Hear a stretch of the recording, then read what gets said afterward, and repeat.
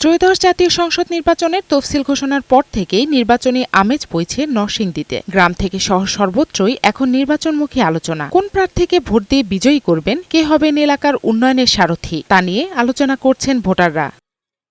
তৃণমূলের ভোটাররা চাইছেন এলাকার উন্নয়নে যারা কাজ করবেন তাদের ভোট দিতে। ভোটের দিনের নিরাপত্তা নিশ্চিত করা সহ নিরপেক্ষ নির্বাচন চান তারা। যার ভোট সে যাতে তার পছন্দের মনোনীত প্রার্থীকে ভোট নির্দ্বিধায়, নিঃসংকোচে, নির্ভয়ে দিতে পারে, এই প্রত্যাশী আমরা।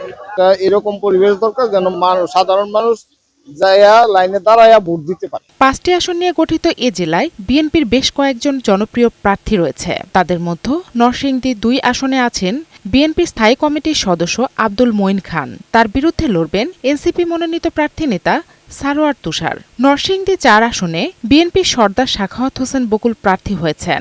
নির্বাচনে বিজয়ী হলে এলাকার উন্নয়নের প্রতিশ্রুতি আছে তার। এদেশের মানুষ ভোটের অধিকার থেকে বঞ্চিত হয়েছিল। একটি ফ্যাসিবাদী সরকার বাংলাদেশের মানুষের কাঁধে চেপে বসেছিল এবং যার মাধ্যমে তারা এদেশের মানুষের গণতান্ত্রিক অধিকার হরণ করে নিয়েছিল। ইতিমধ্যেই জনগণের কাছে পেশ করেছি, যেগুলো বাস্তবসম্মত এবং যেগুলো আমরা বিজয়ী হয়ে আসলে পলাশের জন্য করবো। এবং আমরা বিভিন্ন জায়গায় যখন মানুষের ফিডব্যাক নিই তখন আমরা দেখতে পাই যে মানুষ এগুলোতে ব্যাপকভাবে সন্তুষ্ট এই প্রস্তাবগুলোর ব্যাপারে। অনেকগুলি কাজ সামনে নিয়ে আমরা এগিয়ে যাচ্ছি, স্বাস্থ্য সেবা বৃদ্ধি করা। এবারে নির্বাচনে বিএনপির সাথে জোর লড়াইয়ের আভাস পাওয়া যাচ্ছে জামায়াত ইসলামী সহ ইসলামী আন্দোলন মনোনীত প্রার্থীদের। নরসিংদীর 5টি আসনেই তাদের সরব উপস্থিতি আছে। আমাদের জনগণের দুর্ভোগ আর হবে না, জনগণের কল্যাণে, জনগণের মঙ্গল যা যা করা দরকার সবই ইনশাআল্লাহ আগামী দিনে করা হবে। ইসলামী সমাজের বিনিময়ের মাধ্যমে প্রত্যেকটা মানুষের অধিকার প্রতিষ্ঠা করা সম্ভব। সেই হিসেবে আমি মনে করি নরসিংদীবাসী আমাকে বেছে নেবে ইনশাআল্লাহ। এবং 2 আসনের জনগণ মনে করে যে দাঁড়িপাল্লা যদি এখানে অংশগ্রহণ না করে তাহলে 10 দলীয় জোট যেটা হয়েছে সেটা হেরে যাবে জনগণ। মাদক, আপনার সন্ত্রাস, চাঁদাবাজি, দুর্নীতি এগুলি একাকার হয়ে গেছে।